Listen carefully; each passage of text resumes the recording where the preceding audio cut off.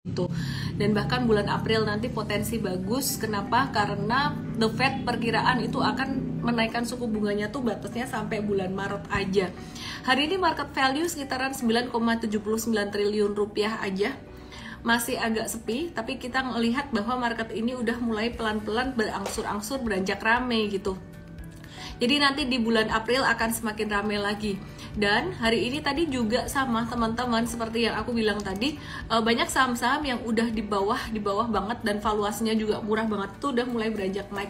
Hari ini tadi yang naik ada saham INKP dan juga TKIM, Halo GJE 5000, Ganta, Surjaya, Effendi, Tia Marcella, Indra RP. Hai semuanya. Nah ini ada saham INKP. Jadi INKP tuh beberapa hari kemarin udah naik lumayan signifikan, cuman valuasinya masih murah dan ini sempat turun koreksi normal dan dia berpotensi untuk memantul atau beranjak naik gitu. Ini INKP, terus kemudian ada saham TKIM ya. Ada saham TKIM juga, dia hari ini confirm loh dia breakout dari pattern inverse head and shoulders-nya. Nah untuk M-Trade sendiri kemarin ada masuk di tanggal 20 Januari. Let me check apakah TKIM-nya dia udah kejual atau belum. Oh ya masih hold ya. Jadi TKIM M-Trade masih ngehold, terus INKP juga masih ngehold teman-teman. Patternnya cakep, TKIM ini inverse head and shoulders dan dia berpotensi untuk naik sampai 7.600 sampai 7850-an. Nah, terus untuk INKP dia bisa naik sampai level berapa? INKP sendiri dia masih disupport, jadi yang telat masuk di INKP. M-Trade tadi ada masuk INKP juga, dia bisa naik sampai level 9.000-an atau 9250-an. Oke, itu INKP. Kemudian kita akan lihat untuk saham RALS dan juga ERA gimana kabarnya. Nah, untuk saham RALS sendiri M-Trade masih punya untuk jangka menengah dan cakep banget sebenarnya untuk RALS ini. RALS ini cakep banget, M-Trade udah beli dari 29 Desember kemarin. 29 Desember itu posisinya di sini. Bentar ya, jadi kita ada ngehold jangka menengah juga, nggak yang tiap hari trading terus. Di sini nih, 29 Desember tuh di sini, breakout dari bawah. Wah, dari bawah banget ya. Ya ini, jadi kita ada jangka pendek dan menengah waktu itu. Dan sekarang kita tinggal ngehold aja untuk RALS-nya, cakep banget RALS-nya dan hari ini naik dengan volume transaksi tinggi. Yang telat gimana dong yang telat? Kita coba lihat untuk saham yang lain ya, yang telat gimana ya. Nah, yang telat nih bisa nge-watch ERA si M-Trade udah masuk juga duluan, dan ini patternnya bakalan ERA ini bakalan naik, bakalan potensial. Jadi teman-teman, dia bakalan bisa naik sampai berapa dalam jangka pendek beberapa hari ini, 1-2 hari ke depan bisa sampai 434, sedangkan di bulan Februari bisa sampai 460 bahkan ke 478 buat ERA-nya. Oke, terus yang kita watch sekarang saham apa nih? Ada beberapa nih, besok dibahas di M-Trade ya, selengkapnya ya. Aku mau bahas satu saham yang menarik nih, BBYB ya. Jadi BBYB ini kemarin udah naik lumayan signifikan, tapi kemudian turun lagi. Nah, turunnya BBYB ini normal-normal aja dan bisa menuju sampai level 710-an ya. Jadi turun sampai 710. Bentar ya.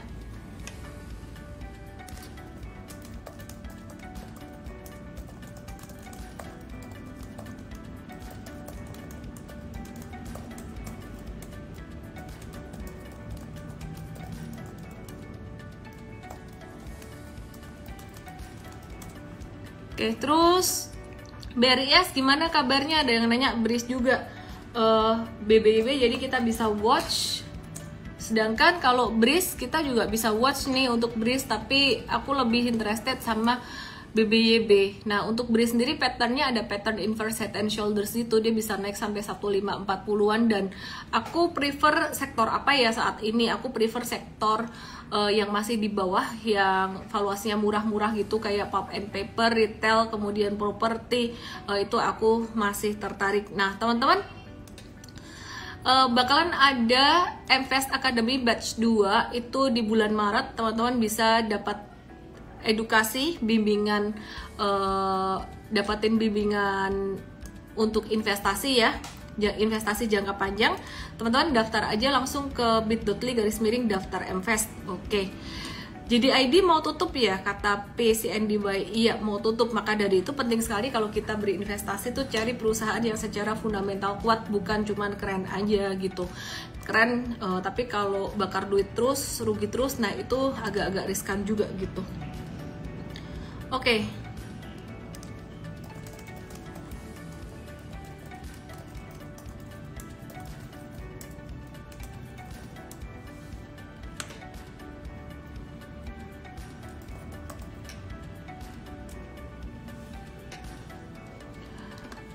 Kita lagi nungguin apa sih market ini? Lagi nungguin apa nih? FOMC meeting. Jadi besok malam akan dimulai rapat The Fed hari pertama yang berpotensi akan membahas kenaikan suku bunga kembali gitu. Jadi ini udah discounted sih sebenarnya, kenaikan suku bunga tuh bakalan terbatas sampai bulan Maret aja. Cuman nggak tahu deh besok kalau misalkan The Fed tiba-tiba keluarin sentimen yang aneh-aneh lagi ya market bisa turun dikit, tapi normal-normal aja turunnya.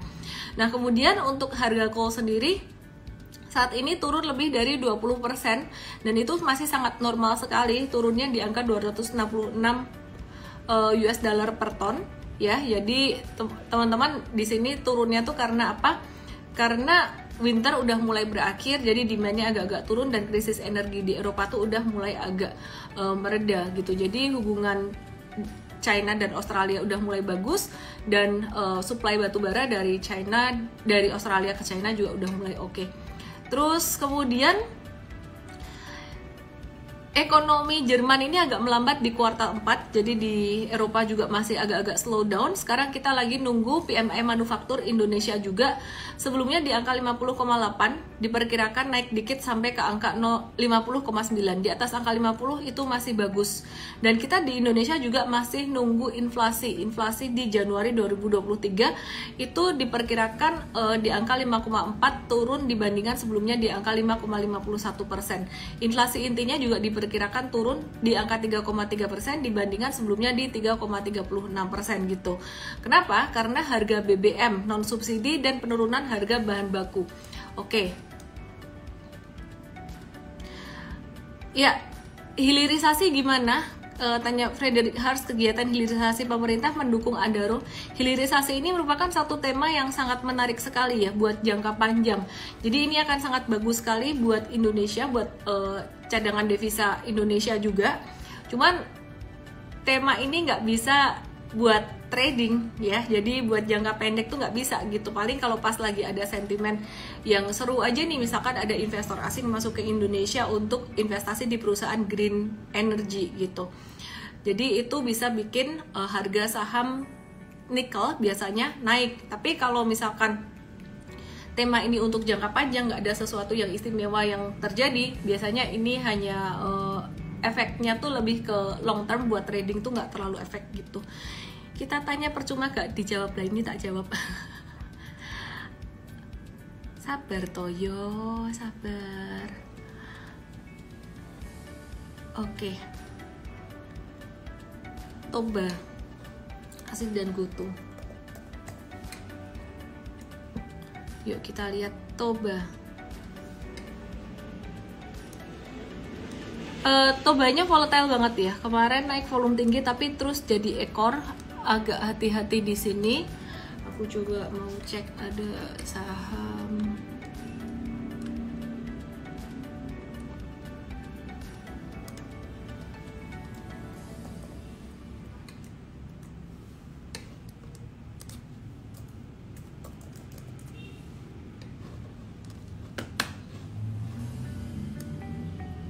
UNTR, salah chart. Kita lihat UNTR ya. Menarik loh UNTR. Dia beberapa hari kemarin tuh mulai mengakhiri masa downtrendnya dan mulai sideways, dan ini kelihatannya UNTR bakalan ngebentuk higher low. Ya, jadi low-nya di angka 24 ribuan, dia bakalan ngebentuk low yang lebih tinggi daripada angka 24 ribu gitu. Oke, terus RALS tadi udah dibahas. Tadi ada beberapa pertanyaan dari seminar bareng Pak Yahya. Pertanyaannya mana ya, sebentar ya.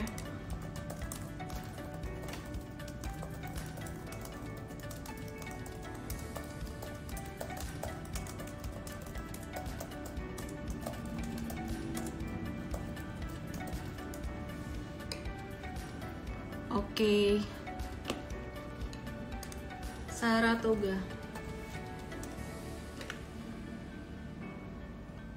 masih bagus, fundamentalnya bagus, teknikalnya sideways aja, tapi sidewaysnya nih arahnya agak-agak naik juga, jadi bukan sideways yang di bawah. Tadi bareng Pak Yahya Setiatmaja kita ada bahas beberapa hal tentang investasi, terus ada teman-teman yang tadi sempat nanya beberapa hal yang aku ingat satu sambil aku minta ke tim aku ya. Ada yang nanya investasi itu gimana ya antara investasi emas, properti, obligasi, saham itu gimana sebaiknya, berapa banyak masing-masing. Nah di sini kita nggak bisa ngomong berapa banyak masing-masing untuk semua orang sama gitu, nggak bisa disamain. Tergantung pada tiap-tiap orang tuh profil resiko dan juga tujuannya tuh seperti apa. Nah jadi kalau teman-teman yang masih pemula banget ya, mungkin banyakin di obligasi. Tapi obligasi di sini juga punya dua resiko juga. Yang pertama resiko dari fluktuasi harga obligasi tersebut, kecuali jika teman-teman mau jual obligasinya tuh di akhir periode jatuh tempo gitu. Tapi kalau misalkan mau jual di tengah-tengah itu ada risiko fluktuasi harga juga. Nah sedangkan kalau misalkan teman-teman beli obligasi korporasi, bukan obligasi yang dari negara punya, itu ada risiko gagal bayar ya. Jadi ada risiko default atau gagal bayar, dan itu kita pasti perlu berhati-hati gitu. Nah terus kalau yang ditanyain investasi yang lain, misalkan selain saham, ada investasi emas atau investasi properti itu gimana? Saya tidak menyangkal investasi properti itu juga bagus. Banyak orang yang juga suka investasi properti, tapi sangat long term sekali investasinya. Jadi kalau misalkan mau cuan lebih cepat, ya itu investasi saham. Tapi sekali lagi nggak bisa semuanya ditaruh di satu instrumen aja gitu. Nah kalau investasi properti itu mesti jauh lebih sabar banget, dan investasinya propertinya tuh harus menghasilkan. Caranya gimana? Mau disewain boleh, di ini Indomaret atau Alfamart juga boleh, dijadiin kos-kosan juga boleh, tapi ada ilmunya, semuanya harus belajar. Kalau nggak mau pusing ya taruh aja di SBN. Oke, Aces gimana? Aces. Oke, mari kita lihat Aces ya.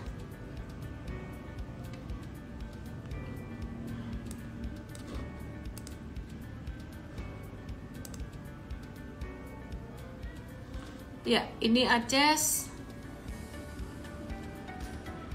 Valuasinya masih murah banget buat S Hardware ini. Ya, jadi masih murah banget buat S Hardware. Teman-teman bisa perhatikan di sini. Ini ada kenaikan, ini low pertama, low kedua, dia low-nya udah naik. Dia udah lepas dari periode downtrendnya. Di awal tadi dia downtrend banget, turun banget ya. Terus kemudian ini udah mulai sideways, dan ini udah ada high low. Ini bagus banget secara monthly. Perhatikan ini ada reversalnya di sini. Nah, ini udah mulai ada tanda reversal di sini. Jadi secara monthly itu mungkin beberapa bulan lagi sampai ke angka 640 tuh bisa. Oke, aku mau jawab beberapa pertanyaan yang tadi aku dapat dari seminar bareng Pak Yahya, yang tidak bisa dijawab di seminar itu tadi, karena tadi kita banyak belajar tentang hal-hal personal, tips-tips personal dari Pak Yahya gitu. Bagaimana pendapat dan solusi terhadap banyaknya bank digital yang memberikan bunga yang besar? Mungkin ke BCA-nya pertanyaan ini. Aku skip pertanyaan ini. Oke, bagaimana pertumbuhan konsumsi di tahun 2023, di tahun politik ini?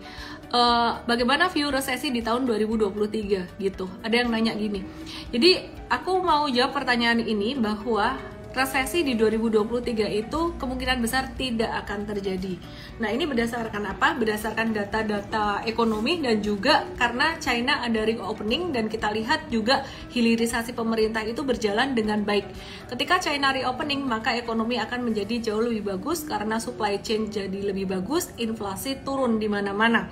Dan kemudian kita juga melihat data ekonomi Indonesia itu masih sangat resilient sekali, masih oke. Dengan belanja dalam negerinya tuh juga masih oke banget. Kemudian tingkat pertumbuhan kredit juga bagus di tahun 2022 kemarin, naiknya lumayan signifikan. 2023 akan lebih bagus. Jadi di 2023 kemungkinan besar tidak akan ada resesi di Indonesia. Oke, terus kemudian ada yang nanya lagi bagaimana sektor healthcare dan properti di tahun 2023 ini. Healthcare di 2023 akan mengalami normalisasi, normalized bahasa cantiknya untuk agak-agak turun dikit gitu ya. Sedangkan untuk sektor properti ya, jadi healthcare nggak lagi jadi satu tema yang seksi, sedangkan sektor properti 2023 menurutku justru sangat menarik sekali, baik propertinya sendiri maupun saham properti. Sekarang masih di bottom banget. Oke, terus kemudian gimana sektor digital, startup digital dan bank digital di tahun 2023 ini? Saya percaya sektor digital, sektor teknologi itu masih akan bagus beberapa tahun lagi, tapi tidak sekarang. Kalau sekarang sektor teknologi itu masih akan slow down, mereka akan konsolidasi. Jadi beberapa startup yang bergantung pada pendanaan investor besar, mereka melakukan PHK itu supaya runway-nya panjang. Runway itu duit yang masih dimiliki biasanya kuatnya itu buat berapa lama sih, misalkan 1 tahun, oke PHK biar bisa jadi 2 tahun, yang tahan buat 2 tahun mereka PHK biar tahan sampai 4 tahun, kira-kira kayak gitu ya. Jadi untuk sektor digital ini masih agak berat, masih sangat berat bahkan. Oke, Amerika pada saat COVID-19 pada saat COVID-19 pandemi mencetak uang sangat banyak dan melepaskannya ke masyarakat. Oke, pertanyaannya, bagaimana value rupiah yang turun parah value-nya dari USD? Mengingat Indonesia juga ikutan cetak uang saat itu juga. Jangan dilihat kayak gitu. Kalau ngelihat value mata uang kita ke USD itu jauh lebih baik daripada mata uang yang lain dibandingkan USD loh. Bandinginnya nggak bisa begitu. Indonesia tuh mata uangnya yang paling kuat di negara Asia Pasifik dibandingkan dengan US dollar. Dan kalau teman-teman perhatikan saat ini USD itu dibandingin dengan rupiah itu udah turun kok gitu ya. Oke, aku akan kasih lihat ini ya.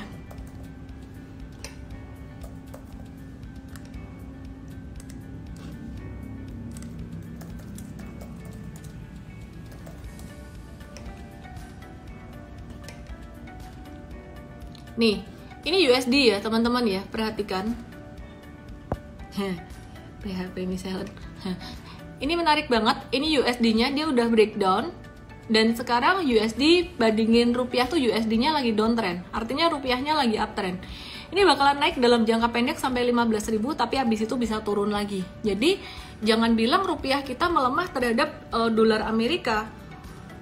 Semua mata uang pada tahun 2022 melemah terhadap dolar Amerika, tapi Indonesia termasuk salah satu yang paling kuat, dan saat ini Indonesia justru menguat. Hadi Nugraha, paling menyakitkan ARP berjilid-jilid, kalau nggak punya sahamnya nggak sakit juga. Oke, aku mau bahas pertanyaan lagi. Kalau The Fed masih naikin suku bunga dan bertahan tidak turun, BI rate ikut naik, apakah suku bunga bank juga akan naik tahun ini? Lalu NPL apakah juga akan beresiko naik? Jadi tadi udah dijelaskan sama Pak Yahya Setiatmaja ya. NPL atau tingkat kredit macet itu parah-parahnya di pandemi kemarin di tahun 2020, dan permintaan kredit terutama kredit untuk kendaraan bermotor itu turun drastis di tahun 2020. Tapi sekarang sudah mulai recover. NPL pun angkanya juga lebih bagus saat ini di tahun 2022 akhir kemarin hasilnya keluar dan BCA hasilnya bagus. Oke, ini ada pertanyaan juga yang tadi belum terjawab oleh Pak Yahya di acara webinar bareng Pak Yahya tadi. Ini sebaiknya minimal berapa macam jenis investasi kita taruh buat uang kita dan maksimal berapa persen untuk setiap investasi. Ini pertanyaan yang bagus dan penting dan jadi pertanyaan buat banyak orang. Jawaban aku adalah, kamu nggak perlu investasi di banyak instrumen. Kamu cukup berinvestasi pada 2 macam instrumen. Instrumen yang pertama adalah instrumen untuk menjaga asetmu dan cukup liquid. Instrumen yang kedua adalah instrumen untuk menumbuhkan asetmu. Nah, yang mana dulu? Yang pertama dulu. Kenapa? Karena dalam pertandingan bola itu kan harus ada gawangnya, harus ada kipernya juga. ya. Jadi nggak mungkin dalam pertandingan bola tuh nggak ada kipernya, nanti bakalan kebobolan terus. Sama, dalam investasi kita juga mesti punya instrumen investasi yang buat ngejaga dulu nih, tapi yang cukup liquid. Yang paling liquid itu kan tabungan dan deposito. Yang cukup liquid apa? Obligasi, tapi saran saya pilih obligasi negara, ya. Dan kalau bisa nih, teman-teman kalau milih obligasi itu atau fixed rate atau apapun itu yang rentang waktunya sesuai dengan kebutuhan. Jadi kalau uang dingin banget, boleh pilih yang panjang banget nggak apa-apa, jadi returnnya tinggi, uang tuh nggak diapa-apain. Tapi kalau uangnya yang dingin setengah-setengah, hangat suam-suam kuku, boleh pilih yang jatuh temponya tuh tidak terlalu lama. Kenapa? Karena kalau seandainya sewaktu-waktu teman-teman butuhin dan mau jual, jangan sampai pas dia turun gitu ya, turun dikit ya udahlah. Tapi kalau seandainya nggak turun atau pas jatuh tempo, dijualnya kan sama sekali nggak rugi gitu loh. Dan dalam pertandingan bola harus ada bolanya, alias harus ada duitnya kalau kita investasi. Terus lagi menjawab pertanyaan ini, berapa maksimal berapa persen untuk setiap investasi? Itu nggak ada maksimalnya berapa. Yang jelas kalian mesti tahu yang namanya investasi pasti mengandung risiko. Nah, jadi kalau kalian mau investasi di surat utang atau obligasi, berapa banyaknya, jangan sampai uang yang kalian butuhin itu juga masuk ke situ gitu. Nah, kalau misalkan investasi di instrumen yang secure ini udah cukup, baru sebagian kamu masukin ke instrumen investasi untuk bertumbuh. Salah satunya adalah saham, dan mesti belajar dulu. Saran aku belajar untuk investor jangka panjang ke MVest, sedangkan yang mau trading langsung ke mtrade.id/WhatsApp, mtrade.id/WhatsApp, karena market udah mulai rame dan kita udah mulai bisa trading lagi. Bukan market rame, trennya udah mulai membaik sebenarnya. Oke. Yang mau investasi saham, saran saya belajar di MVest dulu, di mtrade.id, di bit.ly/daftar MVest. Faridayap, surat utang Miss jangka waktu 2 tahun sebaiknya dijual atau tahan sampai akhir. Gak bisa ngomong sebaiknya dijual atau tahan sampai akhir, tergantung kebutuhan dan tujuan kamu. Kalau kamu sama sekali gak ada kebutuhan sama sekali, saran aku sih ya sampai akhir, kan gak ada risiko, gak ada ruginya. Tapi kalau pas di tengah-tengah, entah kamu butuh duit atau gak butuh duit, pas lagi posisi naik ditawarin nih sama banknya, tawarin jual dong, ini pas lagi naik, mau nggak dijual? Kamu mau take profit ya silahkan. Tapi kalau aku punya fixed rate, aku sama sekali nggak jual gitu. Jadi ya mau sampai kapan silahkan. Saham masih takut adalah tanda bahwa kamu belum mengerti ilmunya. Saya lebih takut investasi properti daripada investasi saham. Bukan karena propertinya nggak bagus, tapi ilmunya di properti yang aku masih belum dalam. Jadi aku lebih nyaman di saham. Jadi bisa aku punya properti nih, atau aku mau beli properti, buat ini passive income, dibikin kerjasama sama Indomaret atau Alfamart, saya belum berani. Salah-salah nanti bisa dapat lokasi yang kurang bagus, hasilnya malah jadi rugi, dan seterusnya. Itu. Jadi kita belajar, itulah gunanya kita belajar, saya pun belajar kok. Oke, kalau dana kita terbatas untuk diversifikasi investasi, sebaiknya pilih apa saja, SBN, LM, reksadana, atau investasi saham. Sekali lagi, kalau dananya terbatas, teman-teman pilih investasi yang secure dulu ya, dan sambil belajar investasi layer ke atasnya, sambil disiapin untuk investasi yang buat growingnya, yang pertumbuhan portfolionya bagus. Nah, teman-teman di sini investasi layer ke atas tuh penting banget. Aku di tengah-tengah kesibukan aku masih belajar juga sama teman-teman aku yang sekarang aku lagi belajar properti, belajar gimana passive income dari properti, karena ya pengen tahu aja. Padahal sebenarnya pas lagi proses belajar selalu kepikirannya kayaknya enakan ditaruh di saham deh, enakan taruh di saham deh, udah growth-nya lumayan, dapat dividen pula. Meskipun kalau taruh di saham yang bagus banget kayak BCA, BRI gitu ya, itu dividennya kecil, tapi ya sudahlah gitu. Aku merasa lebih aman gitu. Dan yang lucu tadi pas aku interview Pak Yahya Setiatmaja di webinarnya, Pak investasi apa Pak yang paling ini properti gitu. Saya bilang, Pak, BCA itu naik 100% dari tahun 2020 kemarin sampai puncaknya kemarin. Iya sih gitu, tapi mungkin beliau punyanya udah modal yang di bawah, jauh di bawah itu, udah kebanyakan punyanya, jadi nggak berasa. Tapi sebenarnya kalau aku yang ngalamin saham tiap hari itu, aku ngerasa ya investasi saham nih pada saham-saham tertentu memang resultnya bagus, returnnya bagus jika timingnya oke juga. Indeks reksadana Srikahati bagus nggak? Pertanyaan Acugoh. Mesti dilihat return itu dalam 3-5 tahun terakhir. Kalau saran aku sekarang ini ngelihat return dari tahun 2020. Kenapa? 2020 itu bottom. Kalau dari 2020 sampai sekarang bertumbuh positif tuh artinya bagus. Kalau dari 2020 sampai sekarang justru turun, itu nggak bagus. Kenapa? Karena market itu naik dari 2020 sampai sekarang. For big bank terbaik yang mana? 4 semuanya sama, cuman ya karakternya beda-beda. Kalau cari yang swasta ya BCA. BCA ini gampang naik susah turun, tapi terakhir BMRI juga lumayan mengikuti juga. Saham kan properti juga, Miss. Kita jadi punya pabrik, mall dan sebagainya. Beda lah, beda ya. Jadi kalau pasif beda. Tetap tanah, Miss, naik 5 kali lipat dan bisa disewakan. Sekali lagi, semuanya tergantung pada pemilihannya. Tanah, properti, kalau nggak ngerti mainnya, salah pilih lokasi ya nggak bisa disewain, ya sama aja. Saya pikir sih semuanya kembali pada pemilihannya. Ada yang nanya bagaimana pandangannya terkait investasi di emas dan harga emas tahun 2023. Mari kita lihat aja.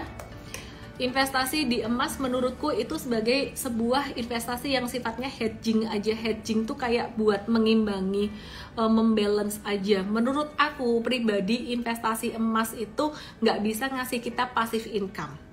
Jadi bedakan antara active income, portfolio income dengan passive income. Kalau harga saham naik itu portfolio income. Dividen saham itu passive income. Kamu kerja dapat duit itu active income. Jadi jangan bilang emas itu kalau kamu beli emas batangan dia ngasih passive income. Enggak, itu namanya portfolio income karena dia tidak bisa menghasilkan setiap bulan.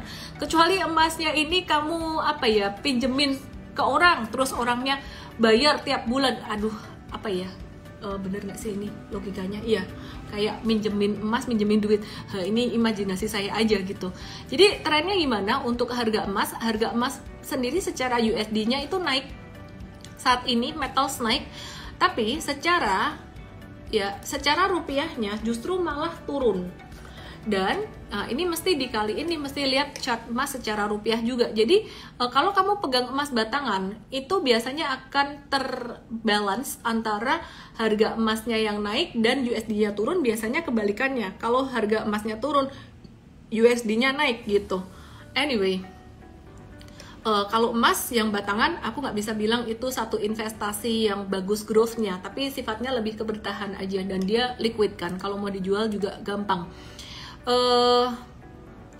Investasi pilih emas atau kripto, be very careful dengan crypto trading.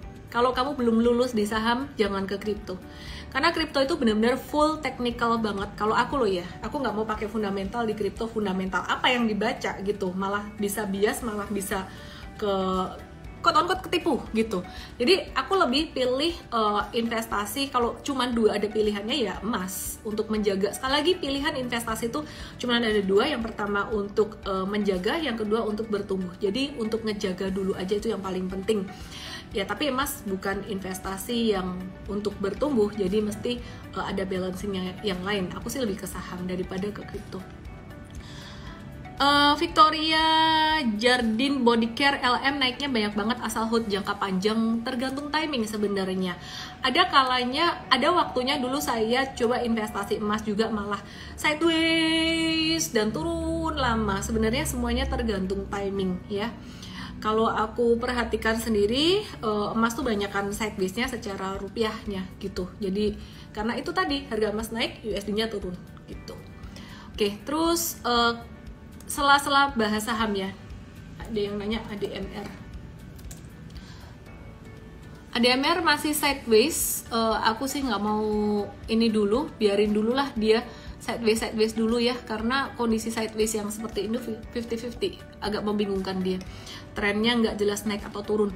Forex dibanding saham mana yang lebih beresiko? Jelas forex. Kenapa? Karena forex itu ada leverage-nya, ada pakai utang juga, jadi ada margin call. Kalau turun sampai level tertentu bisa kena margin call tuh bisa hilang gitu.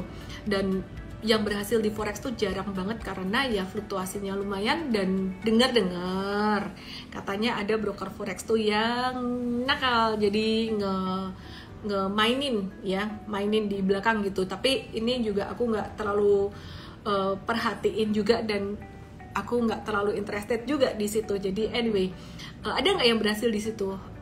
Sepengamatan aku ada, tapi jarang. Probability-nya jauh lebih gede di di saham. Distract kan. Pilih emas fisik atau saham? Kalau sahamnya aku lebih prefer untuk trading aja untuk saham emasnya. Kenapa? Karena sifatnya cyclical sekali. Antam besok dibahas di morning briefing and trade. Oke, terus ini ada pertanyaannya, lucu pertanyaan yang ini. Dia minta tips bagaimana mengajak pasangan. Aku nggak sebut namanya ya, yang nanya ya, nanti ketahuan dong. Gimana tips ngajak pasangan untuk mengutamakan nabung, asuransi, dana darurat, dan investasi? Dia bilang, mengingat pasangannya dia tuh, kok hilang? Bentar ya. Aku ulang. Bagaimana mengajak pasangan untuk mengutamakan nabung, asuransi, dana darurat, dan investasi? Mengingat mereka ya, dia pasangan muda gitu. Jadi gimana caranya ajak pasangannya supaya nggak seolah-olah menggurui. Langkah awal persuasifnya biar halus gimana? Lucu. Cara pertama adalah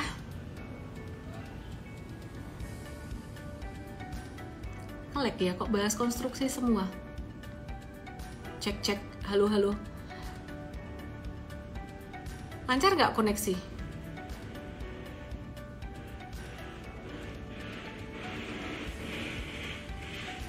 Nggak nge-lag ya? Oke, aku lanjutin ya. Jawabannya gimana? Tips yang pertama adalah sebelum menikah, pastikan pasangan kita aware dengan investasi dan pertumbuhan finansial. Tapi kalau udah menikah ternyata dapat pasangan yang nggak aware dengan nabung, asuransi, dana darurat, dan investasi. Yang pertama, kalau posisimu sebagai perempuan, terutama kalau cowok tuh masih lebih bisa ngatur. Kalau cewek itu nggak bisa ngatur cowok, karena cowok tuh gengsinya gede, bener nggak? Jadi ya baik-baikin aja, sering-sering masakin, sering-sering bikin seneng, dan sambil bercerita. Ya, jadi jangan menggurui dengan bercerita dan ngasih contoh, itu aja.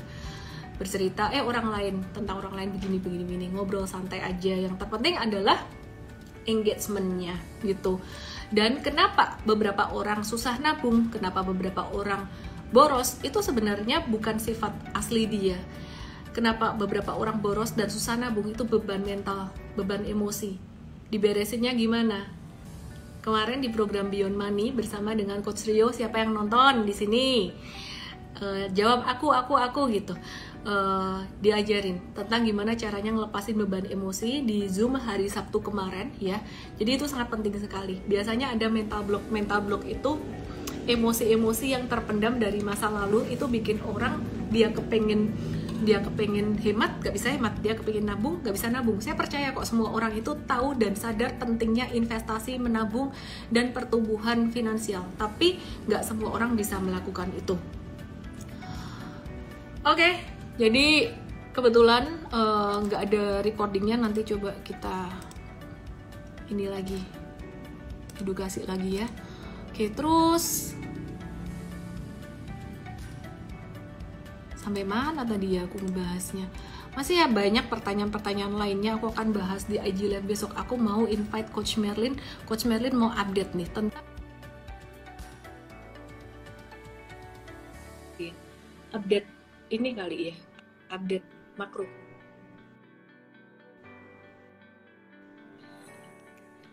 Halo misalnya Coach Merlin.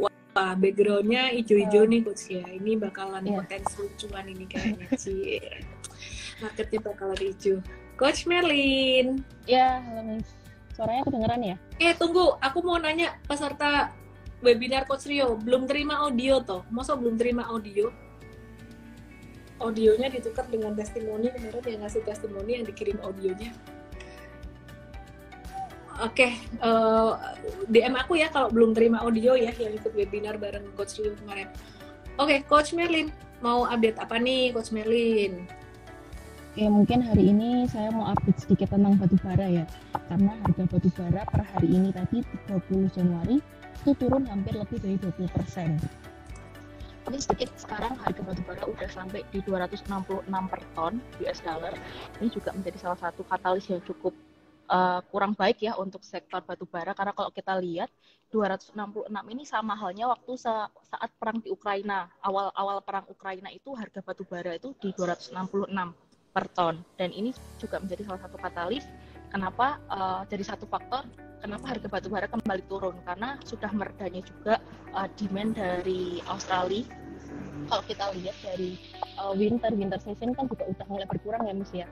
Winter season udah mulai berkurang, hal ini juga akan menimbulkan demand dari batu bara sendiri itu akan cenderung kurang juga. Maka dari itu permintaan dari batu bara atas Indonesia juga akan berpotensi berkurang. Selain itu, hubungan bilateral antara China dan Australia yang mulai membaik nih teman-teman. Ini jadi salah satu faktor juga. Karena dulu awalnya kalau kita flashback tahun 2019, waktu China ini belum bermusuhan, belum ada bermusuhan dengan Australia, itu impor China batubara itu sebesar 57%. Hal ini juga akan menyebabkan kalau hubungan mereka sudah mulai membaik, ini menyebabkan demand dari batubara yang awalnya minta di Indonesia balik lagi ke Australia. Ini juga akan mengurangi demand dari emiten batubara itu sendiri. Selain itu, dari dibukanya aktivitas kembali produksi batubara dari China ini juga akan membuat demand dari batubara Indonesia itu akan sedikit berkurang. Serta kalau kita lihat dari harga batubaranya pun sudah mulai turun. Ini kan sektor siklikal ya teman-teman ya. Kalau sektor siklikal itu pasti akan sangat berdampak dengan harga komoditasnya. Maka dari itu buat teman-teman nih yang udah punya atau rencana mau investasi atau jangka menengah untuk sektor batubara, mungkin wait dulu aja, nanti kita pantau di M-Trade kayak gitu. Yup, batubara buat trading aja. Kita lihat teknikalnya, kayak UNTR tuh menarik sih buat trading. Katanya suaranya Coach Merlin nggak jelas buat beberapa orang, tapi buat ya aku sih dengernya jelas-jelas aja sih. Anyway teman-teman, ini ada pendaftaran MFest dibuka untuk batch 2, jadi teman-teman langsung aja daftar di bit.ly/daftar MFest, mumpung masih ada early bird, dan juga ini ada early bird juga untuk workshop Super Trader Express ya. Aku nggak tahu bakal dibikin hybrid nggak ya, kayaknya sih ini masih online sih, tapi kalau misalkan aku bosan pengen jalan-jalan ya nanti kita bisa bikin offline-nya ya, sebenarnya masih online. Langsung aja ke mtrade.id/super trader atau DM saya kalau misalkan bingung mau daftar workshop Super Trader kayak gitu, mumpung masih early bird juga. Oke, teman-teman yang mau daftar jadi coach M-Trade bisa langsung aja DM aku dengan kode coach, nama email WhatsApp, atau kirimkan CV kamu ke hr@mtrade.id biar bisa kinclong kayak Coach Merlin portofolionya ya. Oke deh. Thank you Coach Merlin, thank you semuanya. Selamat malam, kita lanjut lagi besok jam 7 malam. Ingat, jangan lupa invite teman-temanmu ya. Dan jangan lupa follow Instagram beyondmoney.id karena kita akan belajar banyak banget di situ. Salam profit. Dadah. Thank you.